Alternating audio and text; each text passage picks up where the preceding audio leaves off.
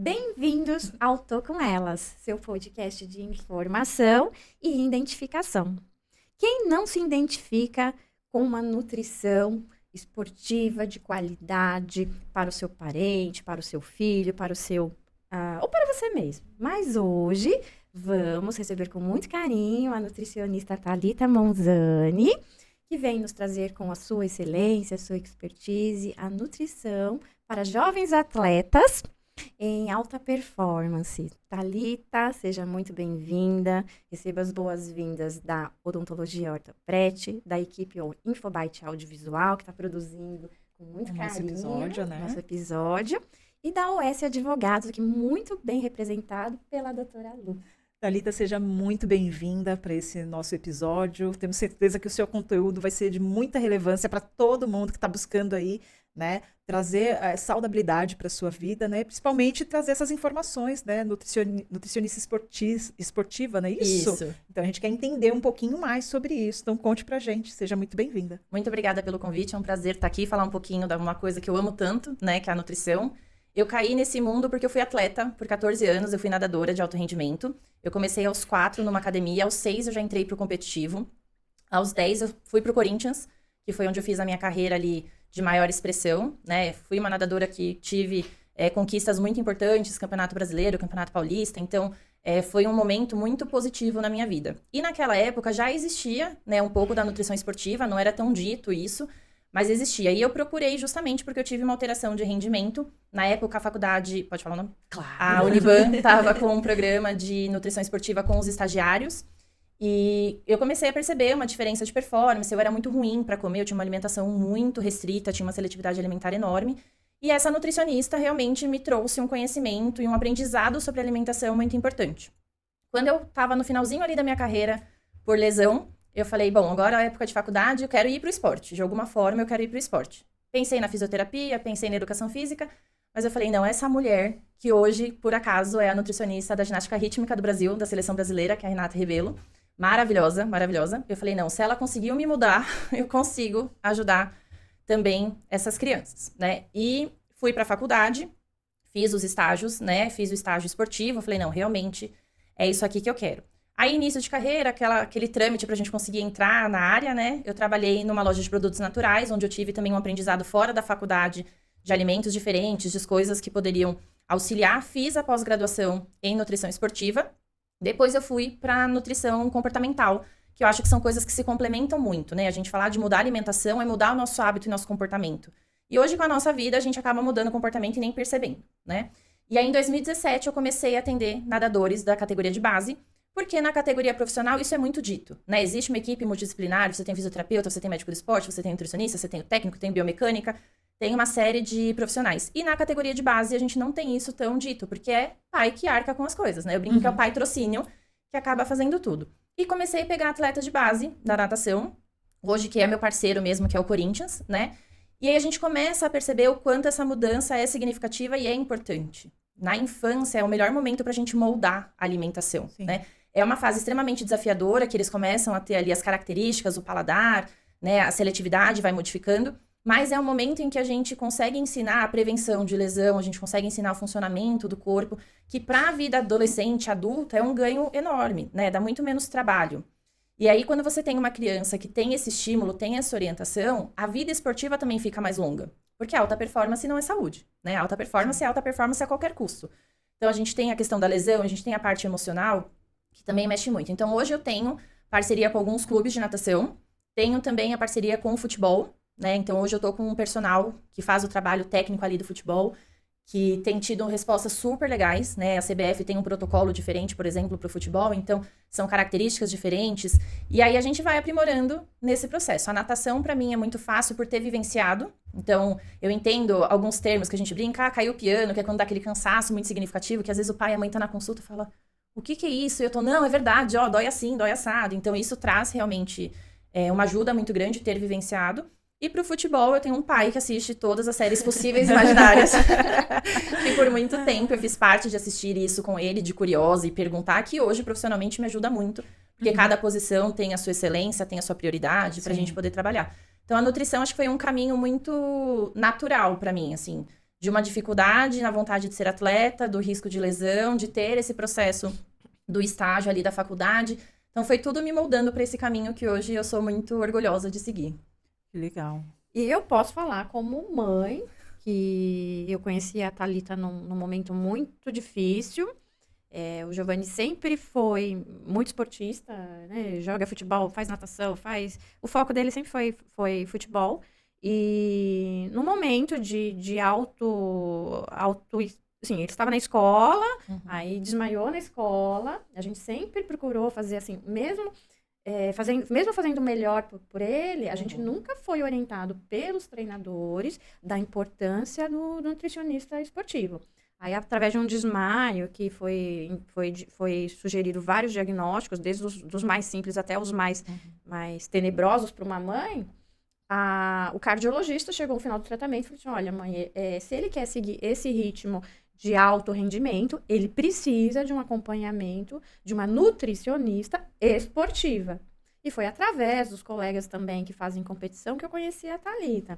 Então, muitas vezes, né, por mais que o pai e a mãe queiram, falta uma orientação dos treinadores, né, ou da equipe. Ele falou, vamos fazer um tratamento multidisciplinar. E aí, finalmente, eu conheci a Thalita, e aí o Giovanni começou a comer muito melhor. Hoje, ele fez entender que se ele quer viver desse sonho, ele tem que fazer a parte dele. Assim, ainda tem um pouco dessa coisa do técnico ser tudo, né? A gente vê na própria academia, às vezes, o instrutor que é tudo, né? Ele é médico, ele é nutricionista, ele é educador físico, ele é tudo. E a alimentação, a gente fala que dentro do esporte a gente tem 3 pilares, né? A gente tem o sono como uma importância hiper significativa que as pessoas não dão a importância que deveria. O treino e a alimentação. A alimentação corresponde a 60% do que esse atleta é, né? Então, é ela quem vai te dar a energia que você precisa, é ela que vai evitar a lesão que você precisa, é ela que vai te dar o ganho de massa muscular que é necessário. Então, a minha ideia de trabalhar na categoria de base é porque eu vejo que tudo bem que era uma outra época, eu fui atleta ali a partir de 96, mais ou menos, é uma outra ideia, um outro conhecimento. Mas eu lembro que, assim, a gente não tinha nenhuma orientação de verdade sobre alimentação. E eu via os meus pais no desespero, porque eu era uma criança que treinava de manhã, que passava muito mal. Então, se eu comia, eu passava mal no treino, e se eu não comia, eu também passava mal no treino, porque eram 2 horas ali de treinamento intenso, com um desgaste enorme, e a criança não comia. E eu via o desespero dos meus pais de, o que eu faço? Se eu dou comida para essa menina, ela passa mal? Se eu deixo ela ir de jejum, ela também passa mal? Como que a gente vai conseguir organizar isso, né? E é nessa fase da infância que a gente consegue criar os hábitos reais, né? Então, a partir dos 7 anos, a gente fala ali que o paladar já tá um pouco mais trabalhado, um pouco mais organizado. Mas o comer, ele é um aprendizado. Exato. Né? Então, eu não como X alimento. A gente pode ter uma interferência de textura, pode ter uma interferência de sabor, pode ser o cheiro, pode ser a temperatura. Então, antigamente, você falava de comer 10 vezes o mesmo alimento. Hoje, a gente fala de 12, 15 vezes. Porque é uma conversa das papilas gustativas com o cérebro para você reconhecer o paladar. Precisa trocar a textura para ver se a criança reconhece e começa a comer. E isso faz uma diferença muito significativa. Tanto para os pais que começam a ter um rol maior de alimentos, né? Dá uma tranquilidade de, meu Deus, meu filho está comendo mais coisas. Para os campeonatos também, então começa a viajar com o campeonato, vai pro hotel. Nem sempre o hotel tem aquilo que ele gosta particularmente. Então, a gente tem uma série de situações que a criança tem que já estar preparada. Então, eu acredito que um bom atleta, ele tem que ser moldado desde a infância, desde o começo. E também porque antigamente lá, né, quando a gente era criança, a gente não tinha também esse controle nutricional que a gente tem hoje, né? Não tinha acesso, né? Era muito difícil. Né? Não tinha essa informação que a gente tem hoje dos alimentos. Hoje a regra ideal é descasque mais, desembale menos. Sim. Né? E antigamente era doce muito livre, né? Refrigerante muito livre. Então você vê que os adolescentes de hoje, a maioria deles não são adeptos a refrigerante. Então, mas aí a gente tem uma diferença, talvez, cultural muito grande. Porque se a gente pensar na nossa infância, qual era a quantidade de produtos industrializados que a gente tinha acesso, né? Tinha menos corante, tinha menos conservante. Por mais que fosse industrializado, a gente ainda tinha família. Por exemplo, tinha as minhas avós muito presentes. Comia bolo que minha avó fazia, a torta eram minhas avós quem faziam. Não era essa coisa da gente comprar. Então, food, a gente tem a diferença da nossa época de ter menos corante e conservante, porque não tinha-se tantas coisas no mercado, né? Tinha os avós, os pais, acaba que ficava mais presente. Hoje, na correria que a gente vive, né, na rotina muito maluca que a gente tem no dia a dia, com acesso a mercado a cada esquina, você tem o produto embalado a cada esquina, acaba que a alimentação dos jovens de hoje é pior do que a nossa. Então, eu vejo, por exemplo, eu tenho uma prima que tem 10 anos, que eu lembro que ela pequenininha, minha tia ficava assim, ai, porque eu vou fazer bolo e eu vou dar antes dos 2 anos pra ela. Eu falei, não vai.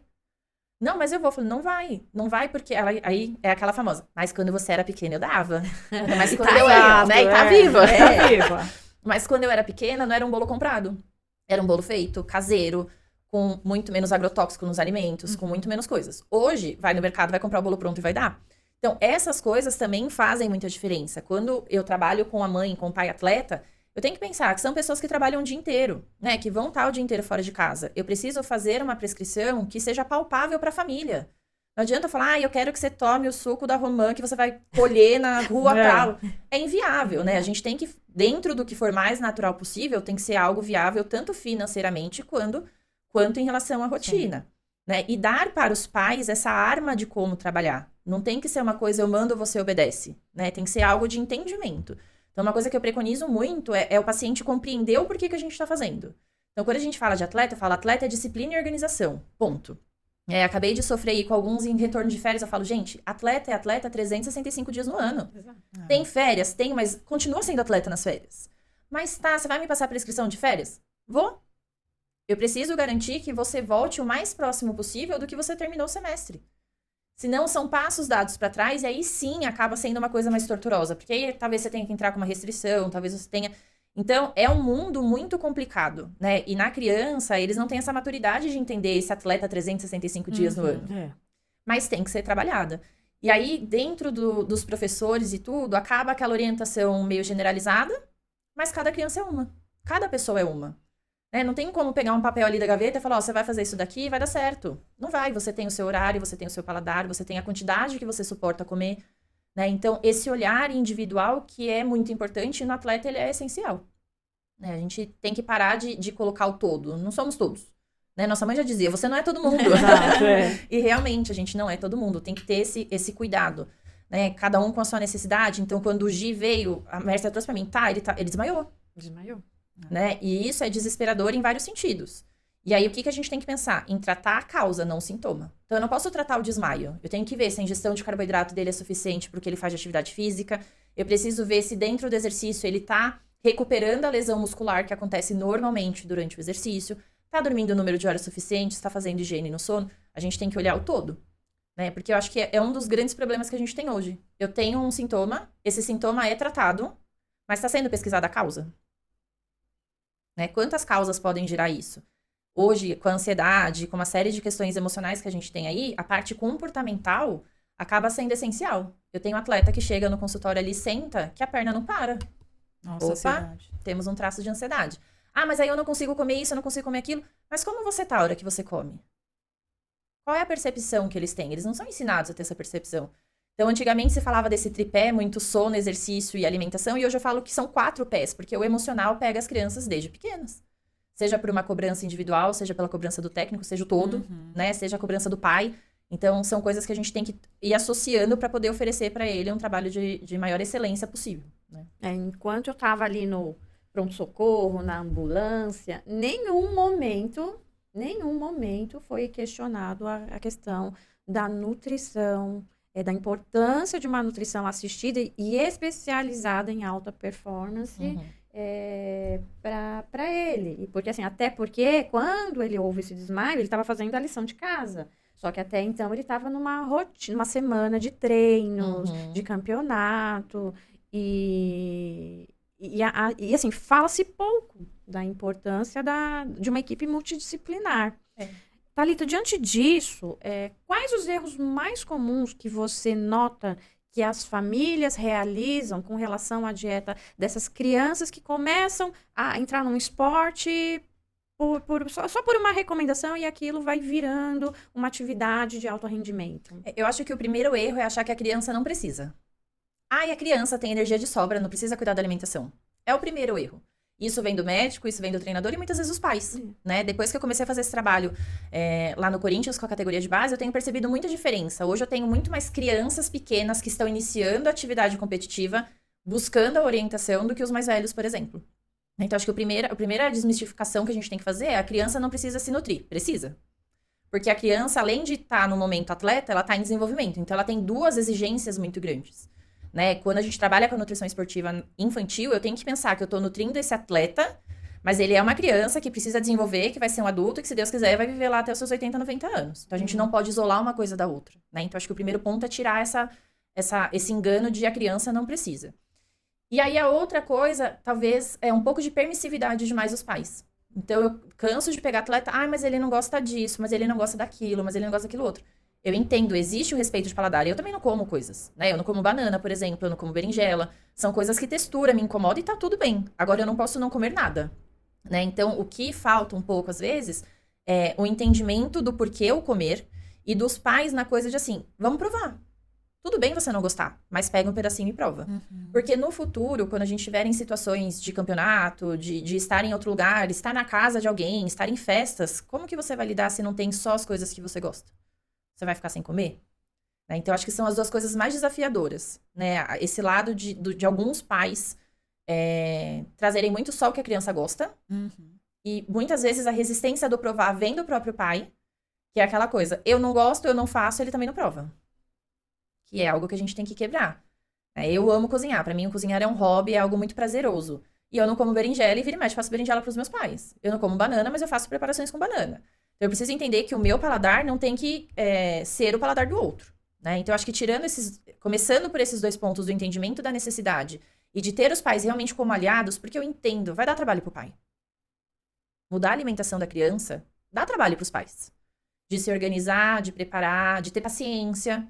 Porque a criança tem um lado chantagista nato deles, que eles vão fazer a birra e que eles vão recuar em relação a isso, e é difícil. Então, eu entendo que é um conjunto de informações para o pai, que também é extremamente difícil, mas são quebras que, quando a gente consegue quebrar essa barreira, facilita muito o trabalho, muito.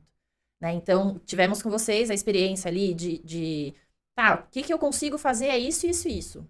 A gente tem que ser parceiro. Né? Quando eu costumo falar que a nutrição ela é uma via de mão dupla. Eu tenho que te trazer a parte teórica, eu tenho que te trazer o benefício, eu tenho que te mostrar como as coisas funcionam, mas eu preciso entender a sua realidade, entender o que é possível para você. Quando a gente tem essa via de mão dupla, o trabalho acaba sendo muito mais fácil e a resposta da criança é muito mais fácil. Quando ele entende o porquê, porque uma coisa é eu chegar em você e falar assim, Mércia, antes do treino, você vai tomar suco de uva porque eu quero. Você vai falar, não vou. Posso até tomar, mas vai tomar e falar assim, não vou, você tá mandando só por mandar? Outra coisa é eu te trazer, quando a gente toma o suco, a gente tem uma carga calórica interessante que vai te dar energia, a gente consegue ter uma vasodilatação que vai aumentar o oxigênio da sua veia e vai te dar mais resistência, o seu treino vai ficar mais efetivo, você vai perceber que você vai conseguir correr por mais tempo, você vai conseguir fazer X coisa por mais tempo. Vamos tentar? É um outro olhar, a criança vai falar, opa, isso aqui vai me ajudar? Eu quero ser atleta, isso aqui vai melhorar minha performance? Eu vou tentar. Você pega pelo resultado e não pela alimentação em si, né? Eu acho que, na verdade, você tem o entendimento. Quando eu entendo o que eu tô fazendo, é muito mais fácil. É que nem eu falo, por exemplo, eu odiava ler na escola. Os livros de literatura que tinha ali, eu falava, meu Deus, por que eu tô lendo isso? Era desesperador pra mim, era realmente uma coisa forçada. Quando eu saí da escola, que eu podia ler coisas que eram do meu interesse, eu lia 3, 4 livros por mês.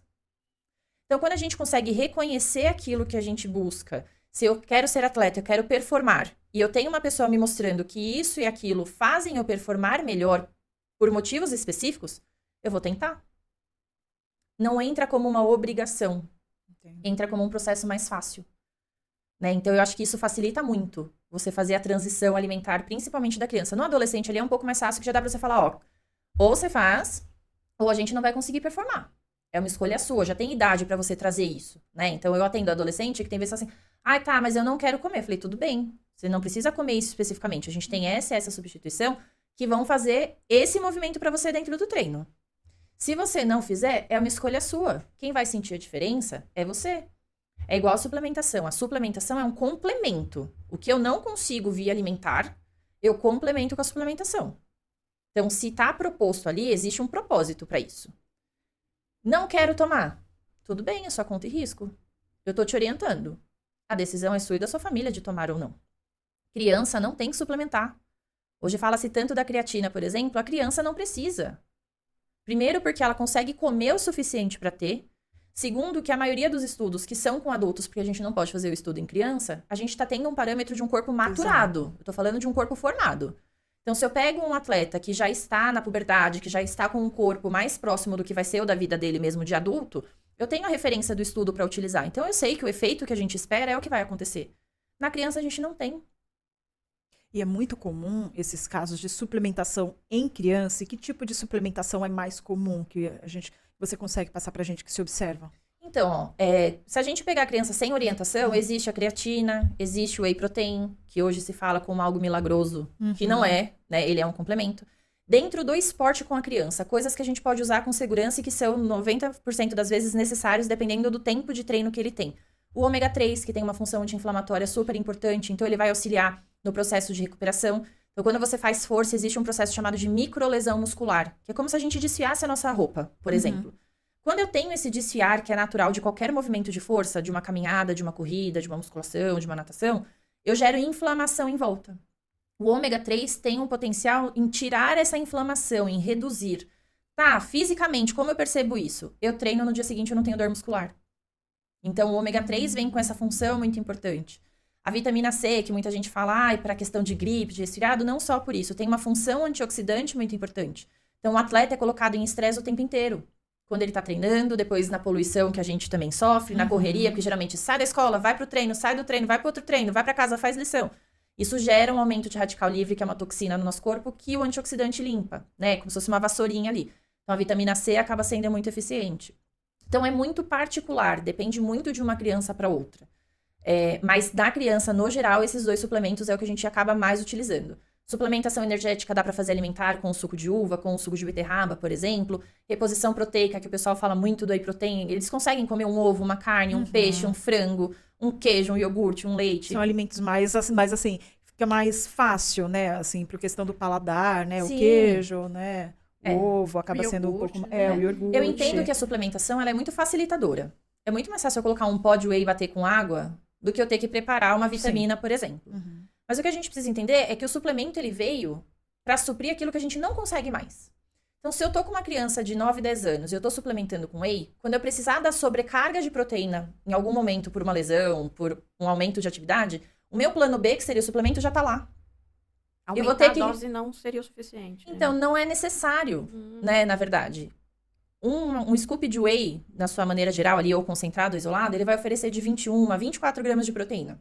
Isso corresponde a um bife médio. Então, se eu consigo oferecer a comida, que é natural, não tem corante, não tem conservante, não tem edulcorante, não é um pó, é um alimento, é muito melhor.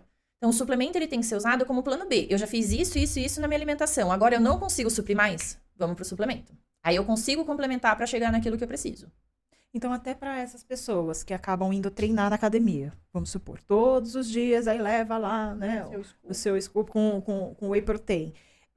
Isso seria essa suplementação que você está falando. Isso. Não deixar o alimento de lado, mas caso necessário, tipo, hoje eu não vou jantar. Que eu já ouvi muita gente falando isso. Hoje eu não vou jantar, vou tomar whey protein. Isso é válido? Se tiver dentro de um plano, né? Então, por exemplo, a proteína, a gente não calcula pré e pós-treino, a gente calcula o dia. A síntese muscular, a síntese proteica, ela acontece com a ingestão de proteína que eu tenho no dia.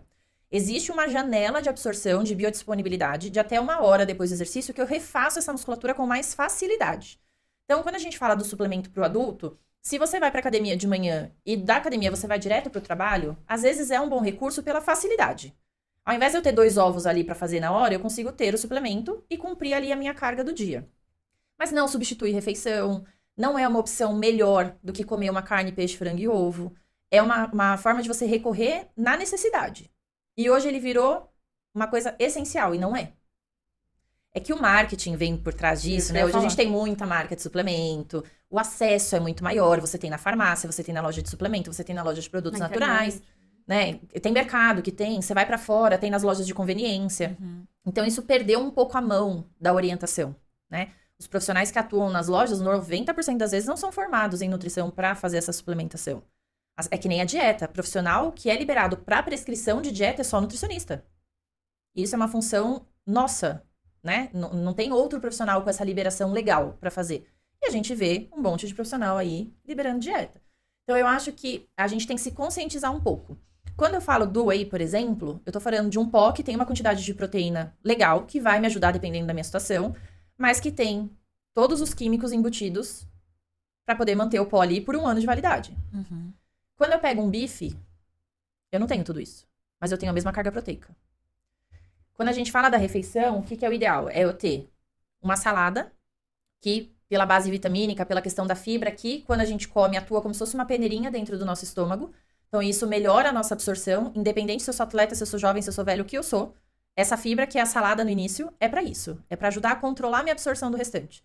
No caso do Gi, por exemplo, que tinha os desmaios, a gente podia ter uma hiper e uma hipoglicemia. Então um aumento de açúcar e uma queda muito rápida. Quem vai controlar isso? A salada no início da refeição. E aí eu tenho a composição de um carboidrato, né? Então arroz, a batata, o macarrão. O ideal é ter uma leguminosa, feijão, grão de bico, lentilha, enfim, e uma carne. Se eu tomar whey, eu tô suprindo tudo isso? Não, eu tô suprindo só a proteína. Só proteína. Então, numa emergência, numa situação pontual, eu só tenho isso, legal. Mas no geral, o ideal é você ter a maior base pela comida mesmo.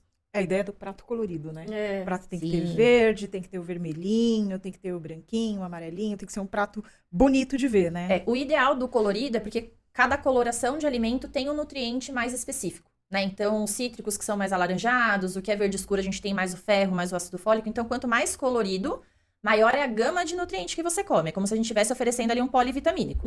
Se eu como sempre a mesma cor, eu tenho sempre o mesmo nutriente. E aí, na criança, por exemplo, a seletividade alimentar é ruim por isso. Porque às vezes eu tenho deficiência nutricional por não comer X coloração de alimento. Por não ter acesso a uma composição da refeição ali variada. Então, a gente fala muito dos 5 cores no prato, ou isso não precisa ser só na refeição, isso pode ser ao longo do dia. Então, eu como uma banana no café da manhã, uma mexerica no almoço, um morango na janta, eu tenho 3 cores diferentes, 3 bases de nutrientes diferentes. Né? E isso já, ao longo do dia e da semana, já é funcional. Porque também, com a rotina que a gente tem hoje, falar pra mãe, falar assim, ó, eu quero todo dia 4 legumes na mesa, a mãe vai falar, senhora, A minha mãe cumpre. A minha mãe Sua mãe ainda cumpre trabalha isso. fora? Não, minha mãe É, já por é isso. aposentada, mas a minha mãe ela é muito voltada para essa alimentação saudável. Né? Então, ela tem o verde, o colorido, e é muito, assim, não tem fritura, não E até tem a medicina massa. dela é toda É, natural, a medicina né? da minha mãe é natural também. Mas tem a parte cultural também, né? Se Sim. a gente pensar nas nossas avós, nossas bisavós, dependendo da idade da sua mãe, até da sua mãe mesmo, era muito plantava em casa pra colher pra comer. Por mais que vá no mercado, dificilmente você pega uma compra de uma senhora, um senhor mais velho, que vai ter um monte de produto embalado lá. É muito difícil, você vê muito mais verdura, muito mais fruta, muito mais legume. A minha mãe planta, né? Então, Exatamente. Então, assim, seria maravilhoso se todo mundo tivesse essa oportunidade. sim, sim. É que nem o orgânico. Ah, orgânico é maravilhoso? É ótimo, gente. Financeiramente, não é todo mundo que tem acesso. Ainda não se tem. Então, assim, entre ele comer uma verdura e legume que não é ali orgânico, mas tá ali, e não comer, ainda o comer com um pouquinho de agrotóxico ainda vale a pena. Né? Eu tenho a oportunidade de fazer ali o meu jardim vertical, de produzir alimento em casa. Poxa, muito legal. Seria muito bom se todo mundo tivesse essa oportunidade. Então, é muito a gente aprender as nossas escolhas. Como eu vou fazer essa composição, que é o que eu tento trazer na consulta. Eles precisam entender como isso funciona. É a coisa da salada. Fala muito da salada, se você colocar na internet, em um monte de lugar, come salada pra matar fome. Não é pra isso. Ela não tem essa função única e exclusiva. Ela vai matar sua fome porque ela tem muita fibra. Mas ela não vai te oferecer o carboidrato que você precisa, ela não vai te oferecer a proteína que precisa, ela é uma composição. Então não adianta eu pedir pra você comer um prato de salada enorme e você não conseguir comer o resto.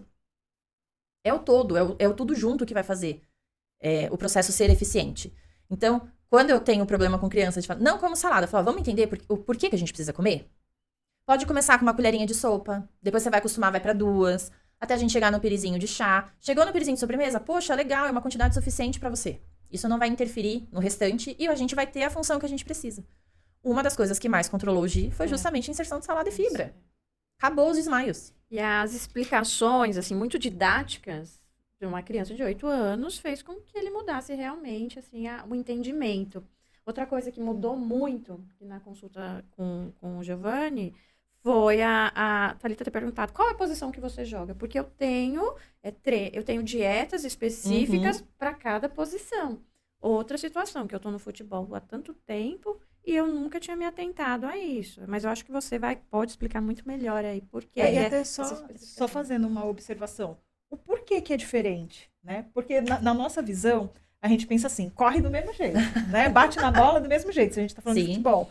Mas há uma diferença, né? Já pegando o gancho dessa fala da doutora Mércia, há uma diferença, então, para cada posição que você tem ali em campo? Enfim? Muita. Então, por exemplo, se a gente pensar no goleiro, ele tem uma corrida menor, ele tem uma potência maior. Então, o deslocamento dele para defender uma bola é uma potência. Então, eu preciso ter um organismo trabalhado para ter explosão.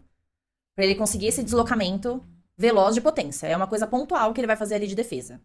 Quando eu tenho um zagueiro, por exemplo, eu tenho um jogador que não corre tanto, mas que tem muito impacto corporal. Muito jogo de corpo, muito trabalho de salto pra cabecear. É um atleta que eu preciso ter um tônus muscular maior pra aguentar o tranco do impacto e não lesionar.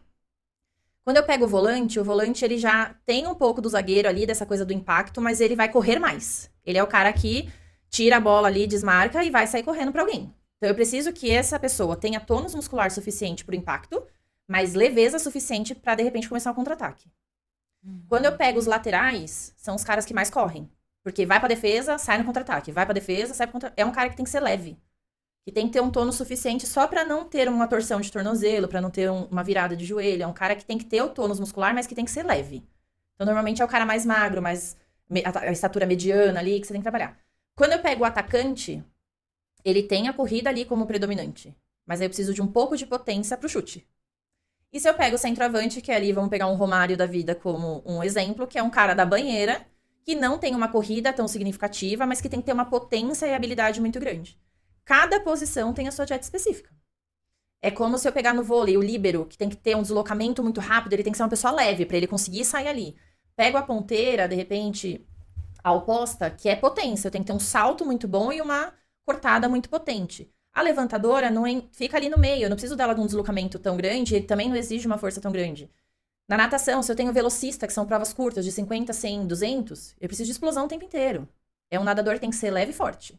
Se eu pego um fundista, que são provas mais longas, que é ali 400, 800, 1500, que são provas que vão de 4 a 15, 16 minutos, mais ou menos, eu preciso de leveza e resistência. Cada um tem a sua particularidade. Cada corpo tem uma exigência diferente. Nossa, que curioso, né? É a gente não tem nem Não te ideia falei, desse amiga. mundo da nutrição esportiva, né? Isso, e aí eu brinco que eu falo que as aulas do meu pai, que na verdade era falar, não tinha opção, tipo, eu tô assistindo o jogo, se você quiser sentar aqui no sofá, você vai assistir junto comigo. Que eu não reclamo, porque hoje eu vejo que profissionalmente me ajuda muito e é uma coisa que é minha e do meu pai. Né? O meu pai foi um super apoiador, minha mãe também, mas minha mãe trabalhava muito, minha mãe ficava muito nervosa na competição. Então era sempre meu pai que tava ali mais presente nisso. São momentos que são recordações afetivas minha com ele, né? E isso hoje, profissionalmente, me traz muito ganho. Eu lembro que o primeiro jogador de futebol que eu atendi, ele nadava e jogava bola. Ele falou, tá, eu tô saindo da natação, porque eu falei pra ele, cara, vai chegar uma hora que você vai ter que escolher. Porque ele jogava como atacante, precisava de um corpo leve, e nadava provas curtas, que precisa de um corpo potente. Eu falei, vai chegar uma hora que a gente vai entrar em conflito, você vai ter que escolher, ou uma coisa ou outra. Não dá. E aí ele falou, tá, tô escolhendo futebol. Eu falei, legal, que posição você joga? Aí ele joga de volante. Ou atacante ou volante. Me desprezando totalmente, do tipo, ai, por que você tá perguntando isso? O que você entende disso, né? O que isso vai influenciar? Sim, né? e aí ele fez assim, mas por que você tá perguntando? Eu falei, não, porque se você for jogar como volante, você precisa ter o corpo assim, assim, assim, a nossa dieta vai trabalhar assim, assim. Agora, se você jogar como atacante, isso já muda, a gente vai ter que trabalhar assim, assim. Ele ficou me olhando e falou, você entende de futebol? Eu falei, cara, eu tenho um pai que assiste até série D de futebol, você tá entendendo? Porque isso faz diferença. Então, até pro técnico, eu falei pra ele, você precisa conversar com o seu técnico, por quê? Não dá pra fazer uma dieta no meio do caminho. Ou você vai ser eficiente nisso, ou você vai ser eficiente naquilo. Então, o ideal é que você fique numa posição fixa. E aí, ele conversou com o técnico e eles entraram no acordo de uma posição fixa. Isso faz diferença até numa musculação em academia. Se eu tô fazendo um treino de 4 de 20, por exemplo, é um treino aeróbico dentro da musculação. Minha dieta é uma. Eu preciso de resistência, eu vou fazer ali um exercício com maior volume, eu vou ficar mais tempo na academia. Diferente se eu faço uma série de 3 de 8, que é uma carga alta, que é uma hipertrofia direcionada, a minha ingestão proteica é totalmente diferente do outro ponto. Então, a nutrição esportiva ela não é só pro atleta profissional. Pra gente que tá buscando qualidade de vida, e graças a Deus hoje a gente tem um olhar muito bom pra isso, se cuidar em vários sentidos, faz diferença também. Tem muita gente que vai pra academia e fala, eu faço, eu não sinto diferença. Você não dormir e comer como você tem que comer realmente, não vai fazer diferença. É um conjunto, né, na verdade. Porque você vai para uma academia, você faz um determinado exercício, mas ele também tem que estar aliado às questões do descanso, a questão alimentar principalmente, porque senão ela não faz efeito, né? Eu ouço muito falar da questão da ingestão de fibras, né? Então, você passar a consumir mais alimentos fibrosos, né, para poder repor aí tudo isso que você perde. Né? Talvez você não tenha um resultado eficiente da malhação, justamente por conta da alimentação, né? Porque ela tem que andar juntas, né? É todo mundo de mão dada. Se você não dorme direito, o seu corpo não vai responder. Se você não come direito, o seu corpo também não vai responder. Se você não treina direito, o seu corpo também não responde, né? Então, a gente vê as pessoas cada vez dormindo menos, trabalhando mais, desembalando mais e descascando menos. Exato. Não tem como essa conta fechar. Não vai dar certo, né? Uma das coisas que eu tenho tido muito, assim, dos últimos tempos pra cá, muito, gente com problema intestinal. Dentro da nutrição, o intestino é nosso primeiro cérebro. A gente tem terminações nervosas de tudo quanto é lugar dentro do intestino. Se eu não tenho um intestino funcional, eu não tenho um atleta responsivo, eu tenho uma pessoa ficando doente com mais frequência, eu tenho alteração hormonal, metabólica, de tudo, totalmente modificada por um intestino que não funciona. A fibra, a gente fala muito por isso, é ela que vai fazer esse peristaltismo, é ela que vai nutrir o intestino ali. Mas junto com esse aumento de fibra, eu tenho que ter aumento de água. A fibra só funciona se ela estiver úmida. Então, se eu aumento a minha fibra e não bebo água, eu vou ficar mais constipada do que funcional. E o intestino, para tudo, para nossa saúde como um todo, é extremamente importante. Queda de cabelo pode acontecer por conta de um intestino não funcional. Queda de açúcar pode acontecer por um intestino não funcional. Eu posso ter depressão por uma questão intestinal. Eu tenho uma série de coisas que podem ser ocasionadas pelo intestino. Que é uma coisa que no atleta tem que estar super funcional. Tem que ir todos os dias. Ou se a pessoa vai uma vez na semana, a gente conseguir um dia sim, um dia não, que não existe uma regra de ir todos os dias, eu tenho que deixar esse intestino o mais funcional possível. Coloração, tamanho, formato, né? Se boia, se não boia. Tudo isso mostra como o corpo tá. Tudo isso faz diferença dentro do acompanhamento. Que curioso. E aí, se pra gente, que eu brinco, meros mortais, isso faz diferença, você pensa no atleta de alto rendimento. E me tira uma dúvida, né? Eu vou voltar um pouquinho aqui, porque você falou, eu peguei o gancho e só voltando um pouquinho. Para aquelas pessoas, né? Eu sei que a gente está falando aqui de nutrição esportiva, mas como você fez um gancho de academia, eu queria fazer esse gancho também. Para aquelas pessoas que vão para academia à noite, né? Após trabalho, enfim, né? Qual o melhor horário para ela fazer as refeições dela? É antes do treino, pós-treino? E que tipo de refeição seria o mais adequado? Porque a gente fica nessa questão do whey protein, né? Que a gente começou a falar lá atrás. Como é que funcionaria isso? Então, depende muito do que é possível para a pessoa. Eu vou te dar um exemplo de uma moça que joga vôlei, não joga profissionalmente, ela é adulta, e ela joga 2 vezes por semana. O vôlei, o treino dela é às 8 da noite. Mundo bonitinho, perfeito. Seria ela comer algo antes de ir pro jogo e jantar após o jogo.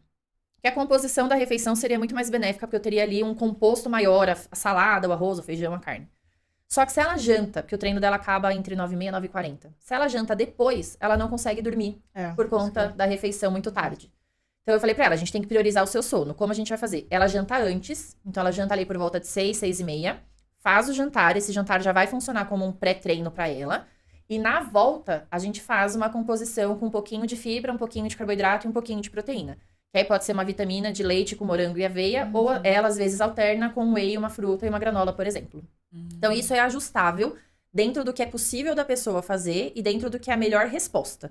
Não existe um certo ou errado. É certo jantar antes? Depende. É certo jantar depois? Depende. Depende de como você responde. Então, o ideal é que antes eu tenha sempre uma ingestão prioritária de carboidrato, que é o que vai me dar energia, desculpa.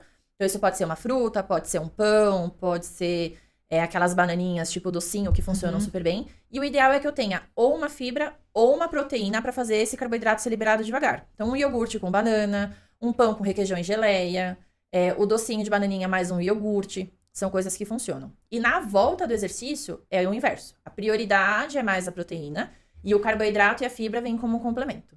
Isso visando a recuperação muscular. Isso visando a recuperação muscular, perfeito. Isso mesmo. Porque a gente fica pensando no sono, né? Sim. Porque todo mundo fala a questão de quando você dorme, o teu organismo ele tem que estar mais leve, né, para o sono. Né? Na e verdade, aí a gente pensa na questão dos alimentos. Né? Na verdade, o que acontece é que quando você come, a sua circulação fica voltada para o estômago.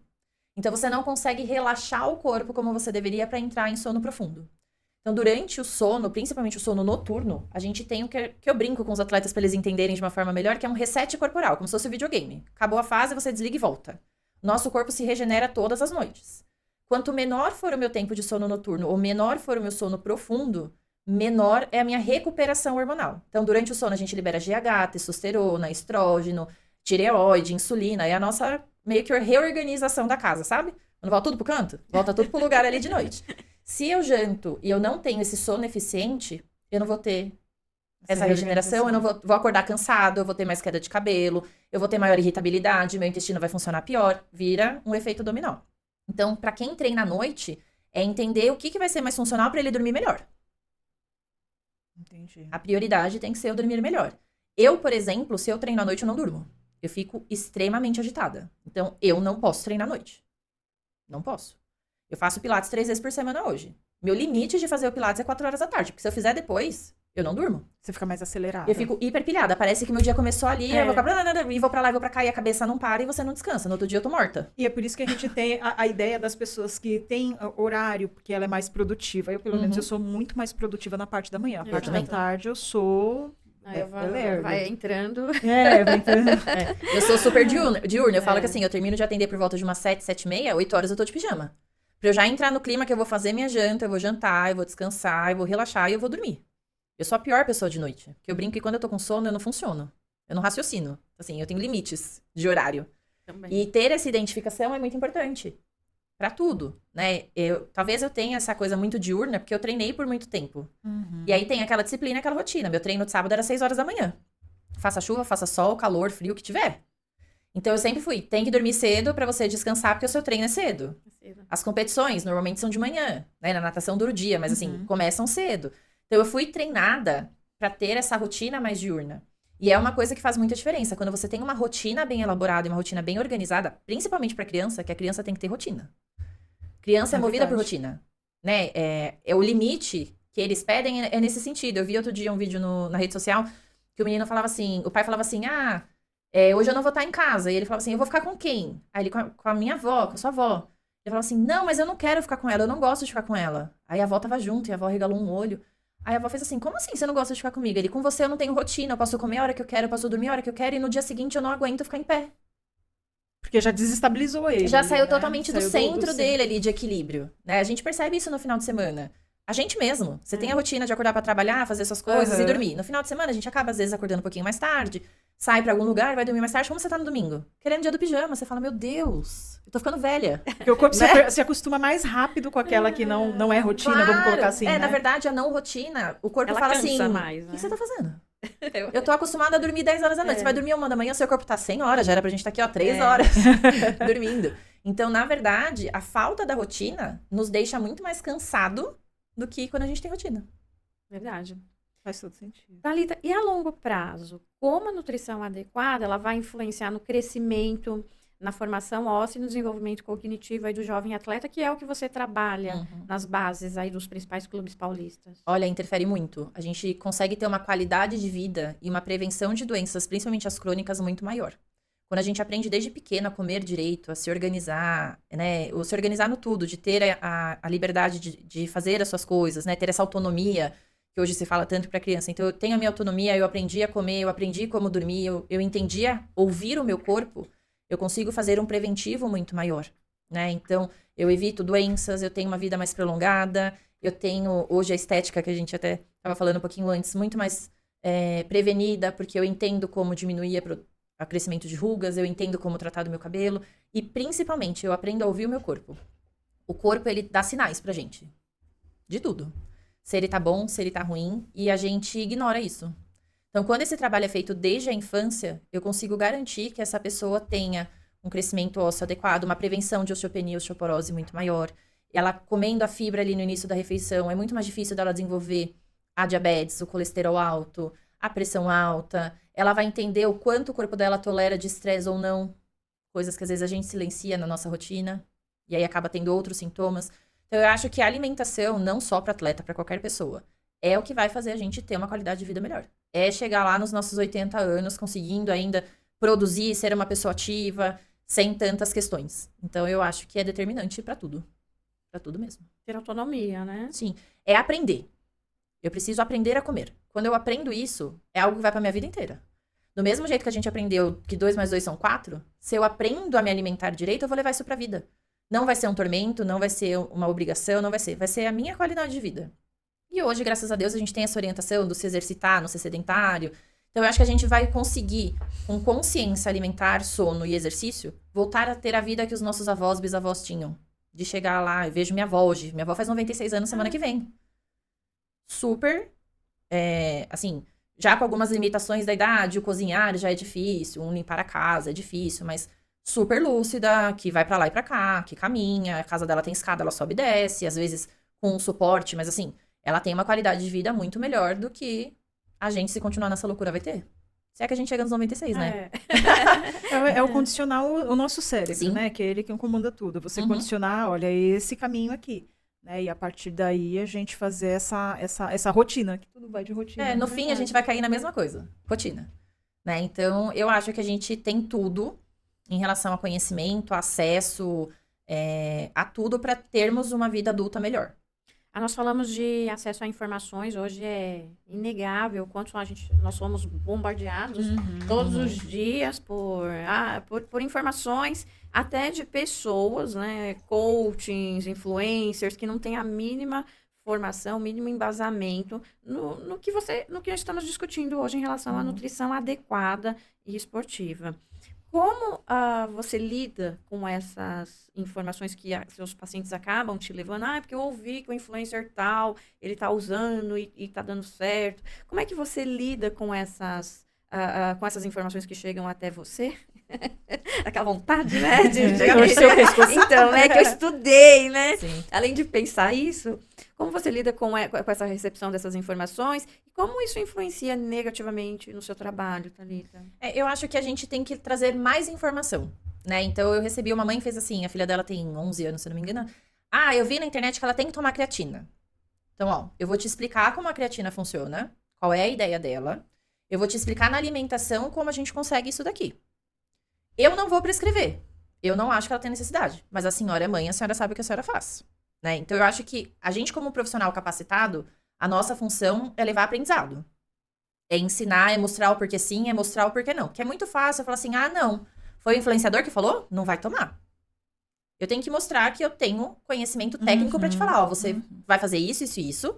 Se você ofertar isso, não vai funcionar. Se você, né, qual é o prejuízo, qual é o benefício que eu tenho? E isso a gente vai lidar a vida inteira. Então, eu acho que no começo eu ficava muito irritada. Tinha uma específica que fez um curso de coaching nos Estados Unidos e que veio pra cá como se fosse a melhor nutricionista do mundo, que agora tá atuando de psicóloga, que também não tem formação, mas enfim, né? E a gente tem que entender que a internet tá aí pra ajudar e pra piorar muita coisa, né? O ChatGPT aí tá um caos, essa inteligência artificial. Então, eu acho que brigar já não vale mais a pena, porque é uma ida sem volta. Eu não acho que a gente vai parar de ter os coachings e afins. E cada vez a gente também aprimorar o nosso conhecimento para trazer mais informação para essa pessoa e fazer com que ela confie naquilo que a gente está fazendo. Eu acho que a área de saúde, assim como com você, deve acontecer muito. É uma questão de confiança, né? Se o paciente confia em você, confia no seu trabalho, ele não vai atrás da internet. Ou se ele for, ele vai te trazer, como eu tenho pacientes adolescentes que fazem, eu vi esse produto aqui, o que você acha? Os meus pacientes, eu acho que nenhum, que eu tenho conhecimento pelo menos, acaba tomando ou fazendo alguma coisa sem me consultar. Porque eles têm essa liberdade de troca comigo. Eu acho que isso também é importante. Eu ter a escutativa. Ele tá me trazendo questionamento, ele tá no direito dele. Sim. Quando eu coloco ali a assessoria, que eu tenho, assessoria com os meus pacientes, eu falo, gente, tem dúvida, me manda. Eu prefiro que você me mande e a gente consiga solucionar do que você passar que as consultas comigo a cada 40, 45 dias, na dúvida todo esse período. Talvez eu demore pra te responder, porque eu tô atendendo, enfim, mas eu vou te trazer. Né? E X suplemento, qual é o melhor? O melhor é aquele que você consegue. Eu vou te dar algumas sugestões, mas veja se alguma delas te atende. Não te atendeu, vê o que você pode, me manda. Eu vou te orientar. Eu acho que ter essa escutativa, porque às vezes o que o paciente quer é isso. Eu ouvi, eu li, eu pesquisei, eu vi que isso daqui ajuda. Por que você não pôs pra mim? Ele tem todo o direito desse questionamento. Então, quando você traz essa possibilidade dele falar, você ouvir, você conversar sem ser uma briga, uma imposição, não vai tomar porque eu não quero. Não é assim. Não coloquei, porque tá vendo? Isso aqui na sua dieta já supre isso daqui já faz essa função. Não tem o porquê da gente colocar. Se em algum momento for necessário, a gente introduz. Então, eu acho que a forma de derrubar isso é ter esse diálogo, é ter essa troca. É porque também, o que a gente vê, né? A informação, quando a gente passa na internet, quando a gente vê na internet, ela é muito genérica. Exato. Né? E quando a gente fala de nutrição, no seu caso, né, do corpo, né, a doutora Mércia que atua com odontologia, né, especializada, é tudo muito personalizado, porque cada organismo vai responder do jeito. Então, aquilo, de forma geral, é esse o resultado. Mas eu preciso saber se, aplicando aquilo ao teu organismo, se essa vai ser a resposta. Exato. Né? E as pessoas, às vezes, elas, né... Muito bom que os pacientes procuram, porque é uma dúvida, é a confiança, é a relação, é o elo que tem, né, de confiança. Mas aqueles que não procuram, eles podem estar cometendo um grande erro, trazendo para a alimentação deles um componente que não vai agregar. Ou que pode piorar. Exatamente. Porque quando a gente fala, por exemplo, do suplemento isolado, eu tô falando de uma ação pontual. Mas eu não tô colocando ele na minha rotina. como que ele vai agir? Você pega a cafeína, por exemplo, que é um suplemento super comum. Você tem um acesso super fácil. Farmácia você tem, loja de suplemento você tem. Ah, legal, ele te traz disposição. Legal, vai te estimular, vai ficar mais alerta, vai ficar mais disposto. Se você é uma pessoa ansiosa, ele vai aumentar ainda mais a sua ansiedade. Será que é esse o tipo de disposição que você precisa? Mas ele isolado confirma que tem. Ok, ele faz isso mesmo. A gente tem comprovação da eficiência. Mas como é você, como é a sua rotina, em que horário você vai tomar, o que você está buscando, como está todo o resto? A própria questão esportiva, hoje a odontologia é muito colocada, né? O quanto o suplemento, por exemplo, em atleta de natação, a gente usa muito carboidrato, né? A maltodestrina, a dextrose, que é açúcar. Quanto se orienta esse paciente sair do treino e escovar o dente? O quanto a alteração, que aí você vai poder falar muito melhor do que eu, obviamente, o quanto essa alteração de pH, de acidez, de não, pode interferir no esmalte do dente, na produção de, não sei, de tártaro, de inúmeras coisas. Acidez, muda o pH da saliva. Muitas vezes a mãe argumenta, mas o meu filho, eu levo os dois para natação. E os dois, só que um tem cárie e outro não. Por quê? Porque um já tem geneticamente o pH da saliva mais ácido. E com a falta dessa higiene, né, nos treinos, que a natação pede essa explosão, né, essa resistência, aí de treinos contínuos, um vai desenvolver mais cárie, porque ele já tem um pH ácido, que com o carboidrato vai diminuir ainda mais ainda, e aí começa a produção cariogênica. O outro, pelo pH básico, já consegue ter um equilíbrio melhor. Não que ele não vá ter cárie. Neutraliza um pouco. Mas vai ter um retardo aí. Não vai ser tão voraz. Eu tenho a mãe de uma ex-paciente minha, que também é dentista, e ela tem se especializado muito na questão da odontologia do esporte. Porque já tem até estudos comprovando o risco de lesão aumentado se você não tem uma saúde bucal correta. Muito. Isso a gente tem vários estudos do que o paciente não higieniza. Ele vai ter mais cárie, vai ter uma microbiota alterada. Nisso vai ter uma inflamação muscular. Ou tem casos mais graves que pode até desenvolver uma endocardite bacteriana pela microbiota alterada. Porque no esforço você muda o pH, dependendo do esporte que você pega. Então, por exemplo, no futebol, que você tem uma ingestão hídrica menor, porque você só vai tomar ali no intervalo ou em alguma pausa pontual. Você tem a saliva ali percorrendo por mais tempo, isso muda o pH. Então, cada vez mais a gente vai percebendo da importância do multidisciplinar, né? Quanto se fala hoje do dentista dentro do esporte? Muito pouco. E o quanto isso faz diferença é absurdo, né? Eu tenho acompanhado ela tem trazido alguns estudos, algumas coisas. Eu falo, gente, olha isso, né? É muito pouco dito isso. É que nem hoje você vê a moda da ventosa. Exato. Pra relaxar, porque aí faz a sangria, que não sei o quê. Pô, muito legal. É uma técnica, acho que super interessante. Válida pra quem? Eu tenho atleta de 8 anos que faz ventosa. Nossa. Pra quê? Não tem nem carga muscular pra gerar inflamação pra pôr a ventosa. Mas por quê? Porque, viu o adulto fazendo, o pai que vai na maior boa vontade, que eu brinco que é um pouco de amor em excesso, eu faço tudo que eu posso, que eu não posso, mas eu não pesquiso se pode mesmo, né? E aí, eu tô mais machucando a criança do que ajudando. Então, o dinheiro que ela gasta ali com a ventosa, talvez fosse mais interessante colocar um aparelho de proteção bucal, pra no futebol não tomar um soco ali sem querer e machucar a boca, né? Eu mesma desenvolvi crises de enxaqueca por mordida de tensão. Pelo bruxismo. Eu tenho que dormir de aparelho. Senão eu acordo com a cabeça explodindo. E eu nunca, inclusive o neurologista, não tinha associado. Eu fiz todas as possibilidades. Mudei alimentação, mudei treino, mudei horário de dormir, mudei posição. Tomei remédio, fiz isso, fiz aquilo, nada. E aí eu fui atender uma paciente que era odontologista, mas infantil, e fui com a cara inchada, aquela enxaqueca maluca. E aí eu falei pra ela fez, tá tudo bem, você tá meio estranha. Eu falei, menina, tô com uma enxaqueca. Ela, você já foi no dentista? Eu falei, pra que eu vou no dentista? Vou 6 meses, vou anual, mas por assim... causa da enxaqueca, por que né? que Não tem pra nada a enxaqueca ver, né? eu iria? Ela procura um dentista funcional, talvez você esteja com alguma alteração aí de tensão, de alguma coisa. Tem muita dor no pescoço? E ela começou a falar, gente, ninguém nunca me pediu pra procurar o dentista para isso. E eu curei a minha enxaqueca usando aparelho pra dormir. Ou a placa de bruxismo. Eu uso o de cima e de baixo, o móvel pra cima e pra baixo, porque eu usei aquele de Você silicone. tira de oclusão. Você só tira de contato os dentes pra não... Eu só não aperto. Porque o que eu percebi, depois que eu usei o aparelho e ela arrumou, eu falava, gente, eu travo minha boca pra todo momento que eu não tô falando. Se eu tô no trânsito, tô apertando. Travada. Se eu tô tô apertando. E aí, o aparelho foi a solução da minha vida, assim. Eu falo, gente, qualquer pessoa que fala assim, ó, eu tenho dor de cabeça, vai no dentista.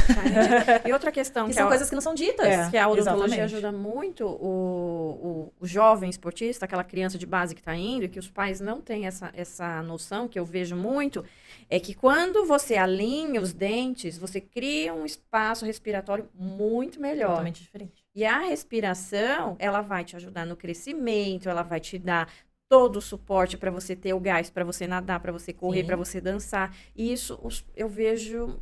Ai, sabe quando você vai no treino de futebol e você fica olhando assim, aquela criança com aquela boquinha treseada, assim, os dentinhos pra frente, risco de queda. Sim. E dorme mal, olheira.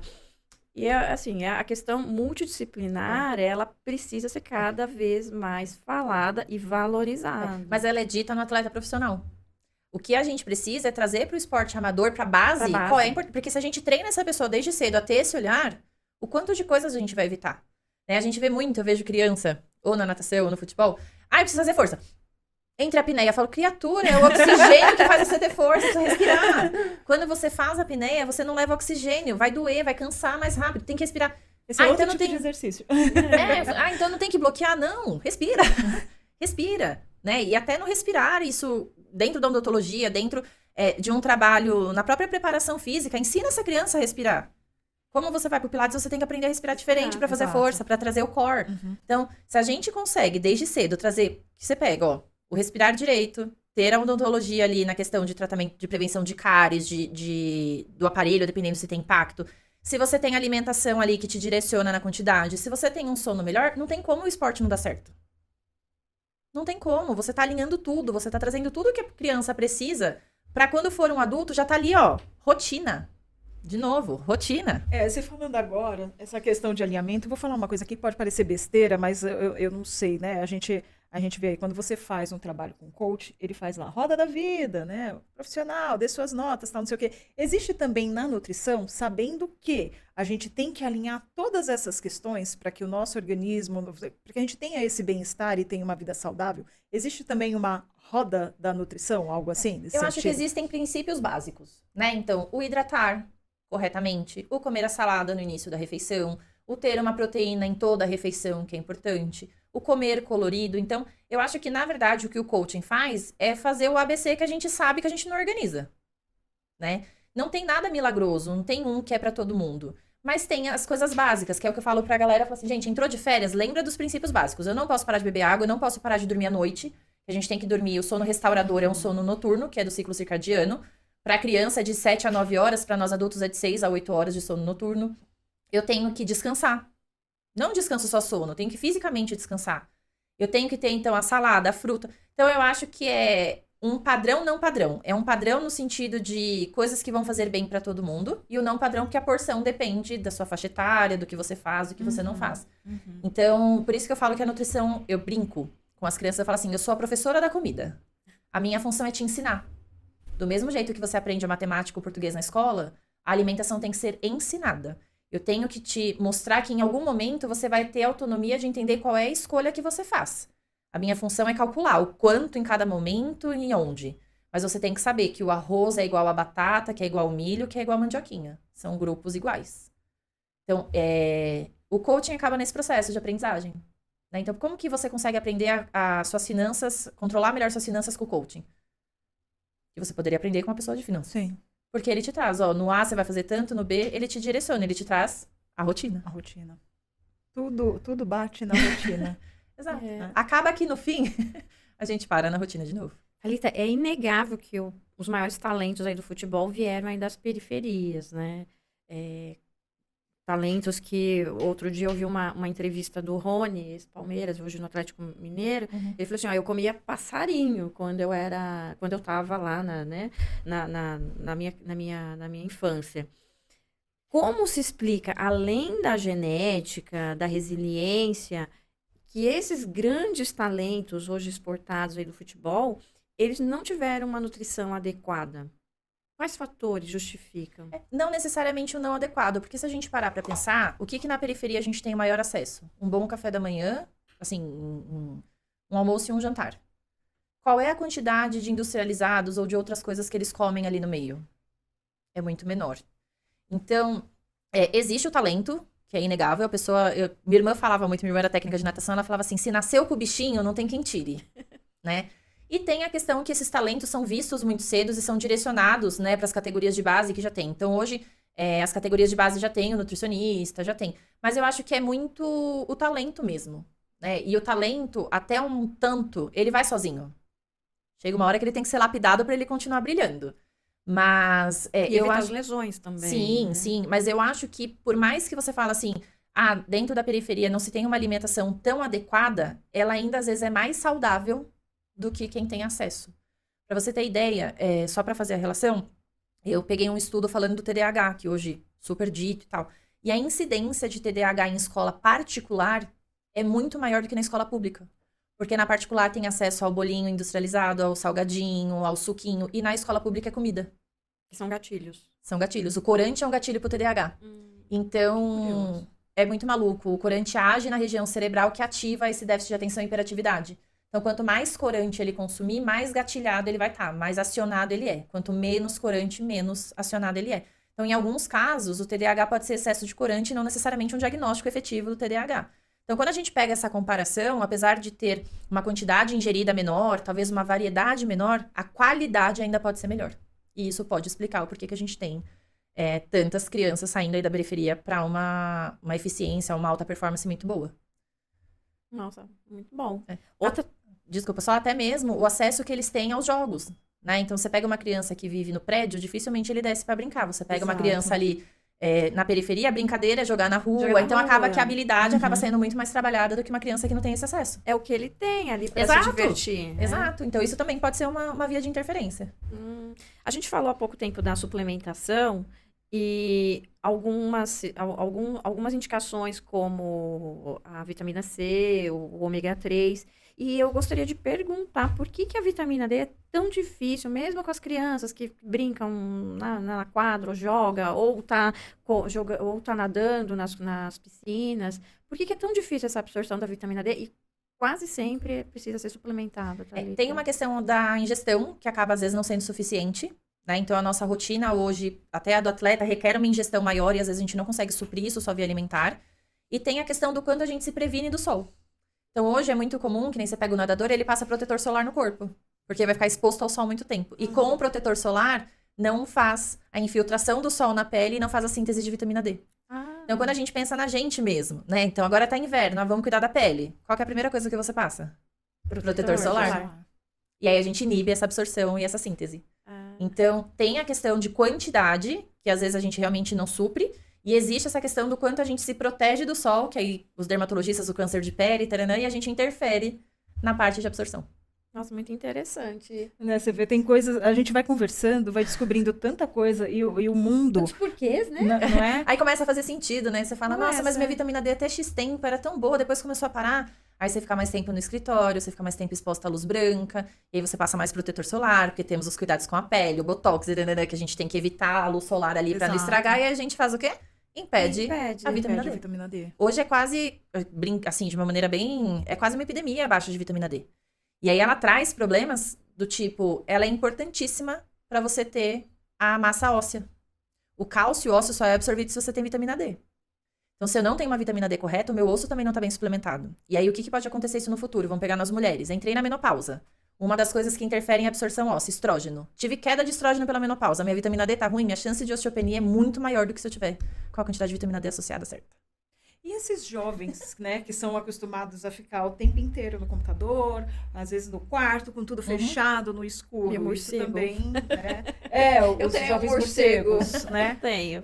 Isso também, né? Impacta muito, muito forte, né? O impacto é Muito. muito forte, né? Muito porque o nosso corpo é movido ao ciclo circadiano, que nada mais é. O dia amanheceu, o nosso corpo libera serotonina para avisar que é de dia, pra gente ter atividade, disposição, né? A sensação de bem-estar e prazer.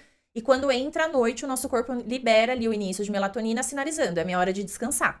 Se eu sou uma pessoa que fica o tempo todo com a blackout, né? Tô com a cortina blackout dentro do meu quarto. Meu corpo sabe se eu tô de dia ou de noite? Não. Ele desregula por completo. Pessoas que trabalham noturno, que dormem de dia, têm uma incidência de 20 a 40% a mais de ganho de peso do que uma pessoa que dorme noturno. Porque não faz regulação hormonal. Então lembra que eu falei lá no começo que os nossos hormônios são um reset noturno? Se eu não dou essa sinalização pro meu corpo, isso não acontece. E aí eu vou gerando uma série de problemas que viram um efeito dominó.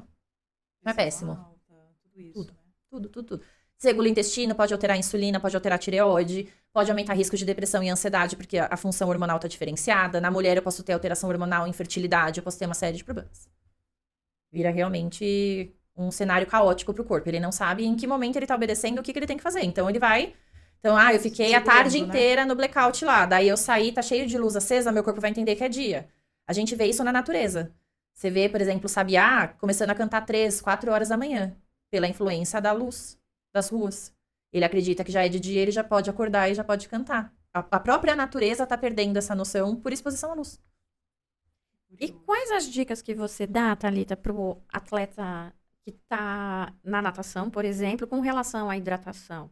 Porque há uma impressão que pelo fato dele estar na água, ele tá hidratado, e não é isso que acontece. Muito pelo contrário. A gente sua em qualquer atividade que a gente faça. A gente tem a liberação do calor para regulação de temperatura. Então, qualquer atividade física, a gente tem o cálculo de hidratação intra-treino, então durante o momento da minha atividade, e eu tenho a minha hidratação extra-treino. Extra-treino é de 30 a 40 ml por quilo de peso numa base.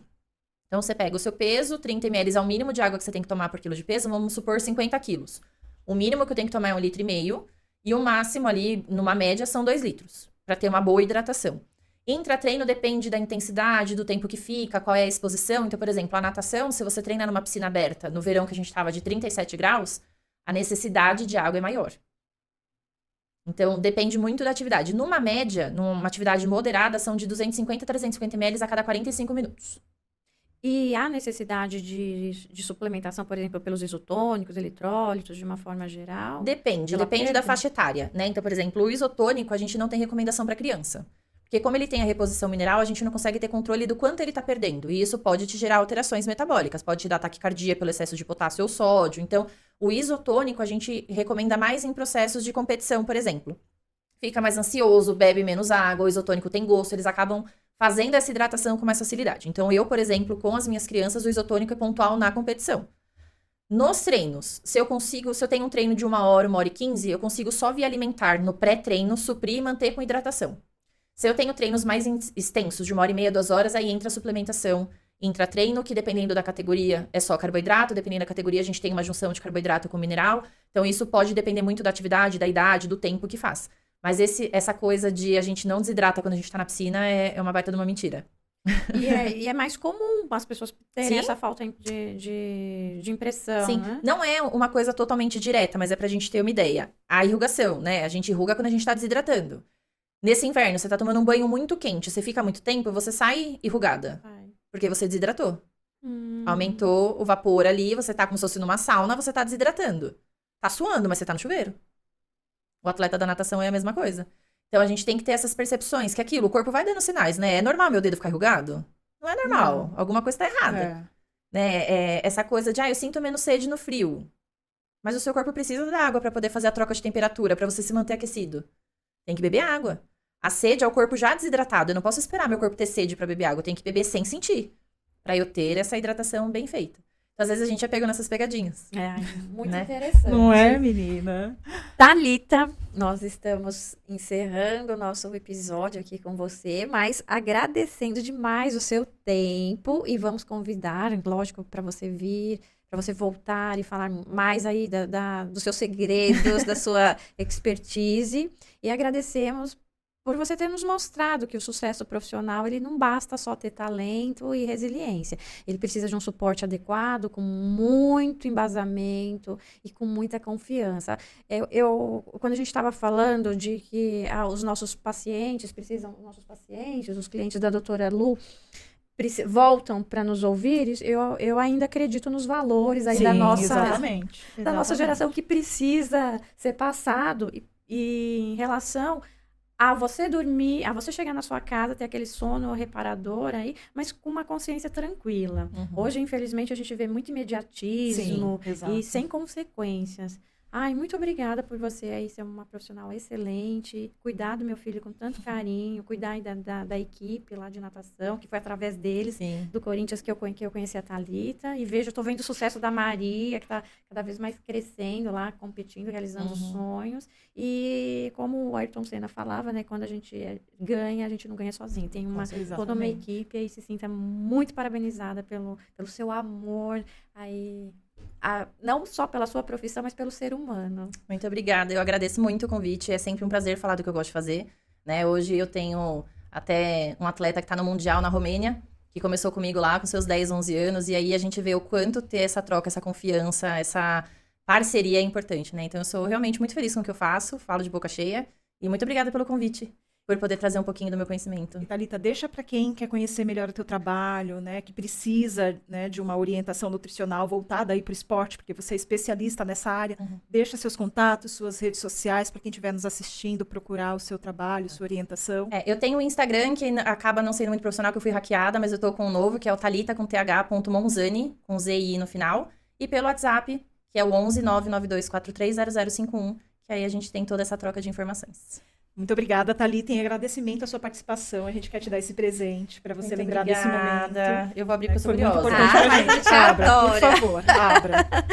Pra você lembrar que da linda. gente. Muito obrigada. Vai Pra ficar você na se- mesa do consultório. Pra você se hidratar aí. Com certeza, se hidratar bastante, que conforme você falou, a nutrição ela é muito importante em todos os sentidos. Pra em toda a vida, né? pra A longo vida. prazo. A gente não quer apenas atletas de sucesso. Nós queremos pessoas com qualidade de vida. Com né? certeza, pra gente poder aproveitar o que esse mundão tem pra oferecer pra gente, né? É isso Com aí. certeza. Você que nos assistiu até agora, nosso muito obrigada. Não deixe de tirar suas dúvidas com a Thalita e acompanhar também as redes sociais da US Advogados, com a doutora Lu, o doutor Romano, o doutor José Luiz e da Clínica de Odontologia e Ortopédia. Nós desejamos, assim, um final de semana, uma semana maravilhosa. E acompanhe que na próxima semana tem outros episódios também com pessoas muito especiais. Obrigada. Tchau, tchau. Obrigada. Tchau, tchau.